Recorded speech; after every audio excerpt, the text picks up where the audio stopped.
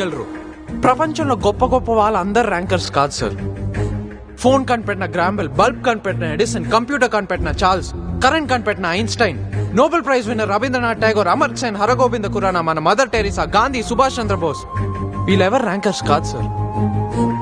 కానీ గొప్ప వాళ్ళు అయ్యారు. ఎందుకంటే వాళ్ళ మీద ఎలాంటి ఒత్తిడి లేదు సార్. స్టూడెంట్ కి మార్కులు ఎలా సంపాదించాలో నేర్పడం కాదు సార్, సబ్జెక్ట్ నేర్పండి సార్. నాలెడ్జ్ ఎలా పెంచుకోవాలో నేర్పండి సార్. ఎప్పుడో రాసిన సిలబస్ ఇప్పుడు కదే. బయట ప్రపంచం రోజుకు ఒక రంగు పులుముకుంటుంది. ఈ ఎడ్యుకేషన్ పెట్టుకొని మేము బయటకు వెళ్ళి ఎలా బతకాలి సార్? కాలేజ్ ఒక దేశాన్ని నిర్మించే ప్రయోగశాల అయితే దాంట్లో స్టూడెంట్ కేవలం ముడిసరుకు మాత్రమే. పరికరాలు సమకూర్చాల్సింది, ప్రయోగాలు చేయాల్సింది మీరు. అదొదే స్టూడెంట్ ఎందుకు సార్ తప్పు పట్టారు? ముందు మీ ప్రయోగాలు మార్చండి సార్, స్టూడెంట్ మారుతాడు.